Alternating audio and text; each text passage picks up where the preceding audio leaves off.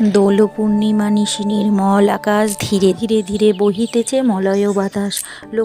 লক্ষ্মী দেবী বামে লয়ে বসি নারায়ণ, কহিতেছে নানা কথা সুখে আলোপন। হেনকালে বিনা হস্তে নারদ মুনিবর, লক্ষ্মী নারায়ণের নামে কহিল বিস্তর। ঋষি বলে মাগো তব কেমন বিচার, সর্বদা চঞ্চলা হয়ে ঘুরি দ্বার দ্বার।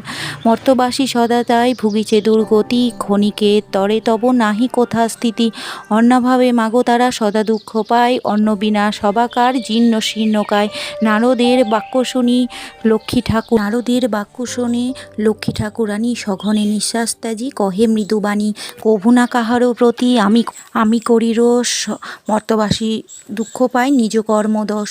যাও তুমি ঋষিবৎ ত্রিলোক ভ্রমণে, ইহার বিধান আমি করিব যতনে।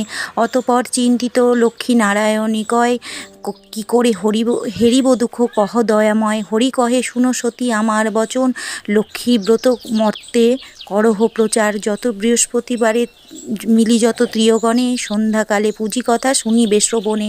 বাড়িবে ঐশ্বর্য তাহার তোমার কৃপায়, দুঃখ কষ্টে দূরে যাবে তোমার দয়ায়। শ্রী হরির বাক্য শুনে লক্ষ্মী আনন্দিত মনে, চলিলেন মর্তধামে ব্রত প্রচারণে। অবন্তী নগরে লক্ষ্মী হইয়া উপনীত, দেখিয়া শুনিয়া হন বড় স্তম্ভিত।